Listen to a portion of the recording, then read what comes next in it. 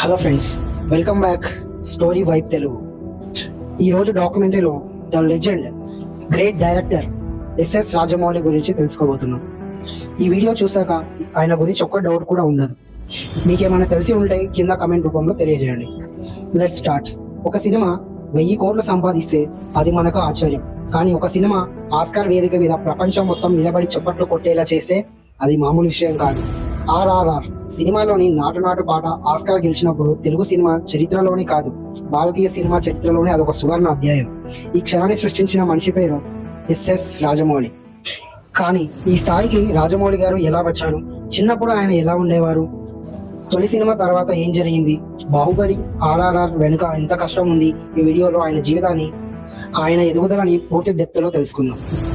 Chapter 1, బాల్యం and కుటుంబ నేపథ్యం. రాజమౌళి గారు 1973 అక్టోబర్ 10న కర్ణాటకలోని రాయచూరులో జన్మించారు. ఆయన పూర్తి పేరు కోదురి శ్రీశైల శ్రీనివాస రాజమౌళి. ఆయన తండ్రి పేరు వి విజయేంద్ర ప్రసాద్ గారు, తెలుగు సినిమా రచయితల్లో అత్యంత గౌరవనీయులైన వ్యక్తి. తల్లి రాజనందిని. విజయేంద్ర ప్రసాద్ గారు సినిమా రచయితగా స్థిరపడే ముందు చిన్న చిన్న ఉద్యోగాలు చేస్తూ చాలా కష్టపడ్డారు. ఆ కష్టాల మధ్య రాజమౌళి గారి బాల్యం గడిచింది.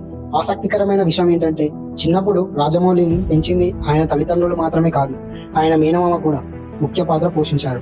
కొన్ని సంవత్సరాలు ఆయన మేనమామ ఇంట్లోనే పెరిగారు, ఎందుకంటే ఆ రోజులో కుటుంబం ఆర్థిక పరంగా స్థిరపడలేదు. చిన్నప్పటి నుండి రాజమౌళికి కథలు చెప్పడం, వినడం అంటే విపరీతమైన ఆసక్తి. తండ్రి విజయేంద్ర ప్రసాద్ గారు రాత్రుల్లో ఆయనకి పురాణ గాథలు, రామాయణం, మహాభారతం కథలు చెప్పేవారు. ఈ కథలే తర్వాత రాజమౌళి సినిమాలు బాహుబలి, RRR లాంటి సినిమాల్లో కనిపించే గ్రాండ్నెస్ కి, myth and logical story telling బీజం వేశాయి. చదువు విషయంలో రాజమౌళి గారు మామూలు స్టూడెంట్.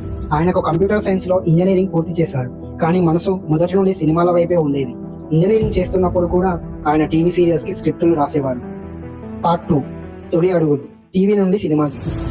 ఇంజనీరింగ్ పూర్తయ్యాక రాజమౌళి గారు సినిమా ఇండస్ట్రీలోకి అడుగు పెట్టారు.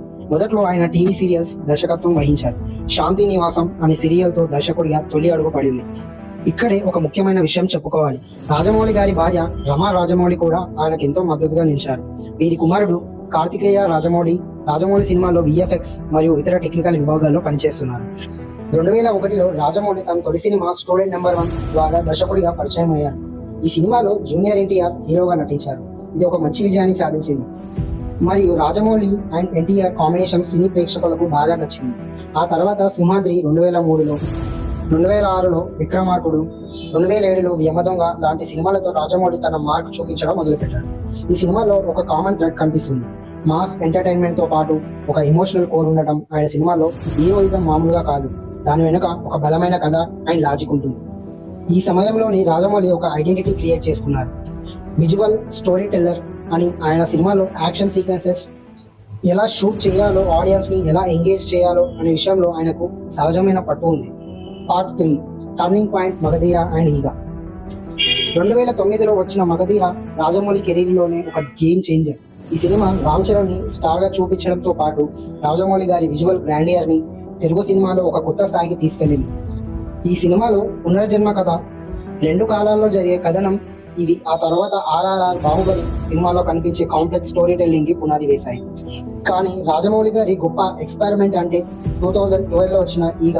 ఒక మనిషి చనిపోయి ఈగగా మారి తనని చంపిన విలన్ పై పగ తీర్చుకునే కథ. ఇది వినడానికి అసాధ్యం అనిపించే ఒక కాన్సెప్ట్, కానీ రాజమౌళి దీన్ని విజువల్లీ కన్విన్సింగ్ గా, ఎమోషనల్ గా తీశారు. ఈగ సినిమా అంతర్జాతీయంగా కూడా ప్రశంసలు అందుకుంది. ఇది రాజమౌళి గారి రిస్క్ తీసుకోగల తత్వాన్ని నిరూపించింది.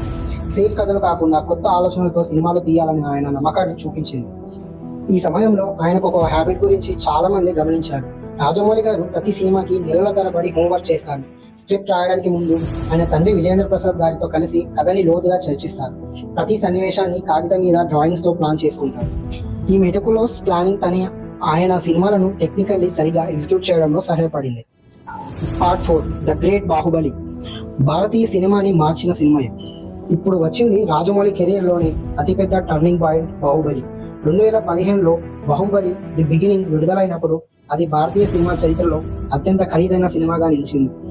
మన డార్లింగ్ ప్రభాస్ అన్న, రానా దగ్గుబాటి, అనుష్క శెట్టి, తమన్నా లాంటి స్టార్ క్యాస్ట్ ఈ సినిమా ఒక ఇన్స్పిరేషన్ స్టోరీ. తండ్రి కొడుకు రాజ్యం కోసం పోరాటం. 2017లో వచ్చిన బాహుబలి ది కంక్లూజన్ అయితే భారతదేశంలోనే అత్యధిక వసూళ్లు రాబట్టిన సినిమాగా రికార్డు సృష్టించింది. ఈ రెండు సినిమాల కంబైన్ కలెక్షన్ దాదాపు 2,000 కోట్లకు పైగా ఉన్నాయి. బాహుబలి సినిమా వెనుక కథ కూడా ఆసక్తికరమైనది. ఈ సినిమా కోసం రాజమౌళి గారు రామోజీ ఫిలిం సిటీలో భారీ సెట్లు నిర్మించారు. VFX ల కోసం దేశంలోని లేని టెక్నాలజీని విదేశాల నుంచి తెప్పించారు. సినిమా షూటింగ్ 100 రోజుల పాటు సాగింది. బాహుబలి సినిమా ప్రాముఖ్యత ఏంటంటే ఇది కేవలం తెలుగు సినిమానే అనే బౌండరీ దాటి పాన్ ఇండియా సినిమా అనే కాన్సెప్ట్ ని పుట్టించింది. ఇంతకు ముందు హిందీ సినిమాలే దేశం మొత్తం మీద చూసేవారు అనే పర్సెప్షన్ ని బాహుబలి పూర్తిగా మార్చేసింది. నార్త్ ఇండియన్స్ కూడా సౌత్ ఇండియన్ మూవీస్ ని భారీ స్థాయిలో ఆదరించడం మొదలుపెట్టారు. ఈ సినిమా విజయం వెనుక రాజమౌళి గారి ఒక ముఖ్యమైన ఫిలాసఫీ ఉంది. కథ ఏ భాషలోనైనా ఉండొచ్చు, కానీ ఎమోషనల్ యూనివర్సల్ గా ఉండాలి. ఈ ఆలోచన ఆయన తర్వాతి సినిమాలకి కూడా బలమైన పునాదిగా మారింది. పార్ట్ 5 RRR నుంచి ఆస్కార్ వరకు. బాహుబలి తర్వాత రాజమౌళి గారు ఇంకా పెద్ద లక్ష్యం పెట్టుకున్నారు. Rise roar revolt. RRR 2022లో విడుదలైన ఈ సినిమా 2 విప్లవ వీరుల అల్లూరి సీతారామరాజు, కొమరం భీం చుట్టూ ఫిక్షనల్ గా అల్లిన కథ. వాస్తవానికి వీరిద్దరూ చరిత్రలో కలవలేదు, కానీ రాజమౌళి ఆయన తండ్రి విజేంద్ర ప్రసాద్ కలిసి వీరిద్దరూ కలిస్తే ఏమై ఉండేదో అనే ఊహతో ఒక బ్రహ్మాండమైన కథని సృష్టించారు. RRR సినిమా బడ్జెట్ దాదాపు 550 కోట్లు. అప్పటి వరకు భారతీయ సినిమాల్లో అత్యధికం. కానీ ఈ సినిమా ప్రపంచవ్యాప్తంగా 1,200 కోట్లకు పైగా వసూలు చేసింది. కానీ RRR కి అసలైన చారిత్రాత్మక క్షణం వచ్చింది అమెరికాలో. ఈ సినిమాలోని నాటు నాటు పాట అమెరికన్ ఆడియన్స్ ని, క్రిటిక్స్ ని ఊపేసింది. ఈ పాట 2023 ఆస్కార్ అవార్డ్స్ లో బెస్ట్ ఒరిజినల్ సాంగ్ విభాగంలో గెలిచింది. ఇది భారతీయ సినిమా చరిత్రలో మొట్టమొదటిసారి. ఈ సందర్భంగా SAG అవార్డ్స్, గోల్డెన్ గ్లోబ్స్ లాంటి అనేక అంతర్జాతీయ వేదికలపై రాజమౌళి ఆయన టీం ప్రశంసలు అందుకున్నారు. RRR సినిమా జేమ్స్ కెమెరాన్ లాంటి హాలీవుడ్ దిగ్గజాల ప్రశంసలు కూడా పొందింది. ఈ క్షణం రాజమౌళి గారిని కేవలం ఒక భారతీయ దర్శకుడిగా కాదు, ప్రపంచ సినిమా రంగంలో ఒక గ్లోబల్ స్టోరీ టెల్లర్ గా నిలబెట్టింది. ఇంత విజయం వచ్చినా రాజమౌళి గారి అప్రోచ్ మారలేదు. ఆయన ఇప్పటికీ ప్రతి ఇంటర్వ్యూలోనూ చెప్పేది ఒకటి: నేను కథ చెప్పే ఒక మామూలు కథకుడిని. టెక్నాలజీ, స్కేల్ ఇవన్నీ కథని బలంగా చెప్పడానికి టూల్స్ మాత్రమే. పార్ట్ 6.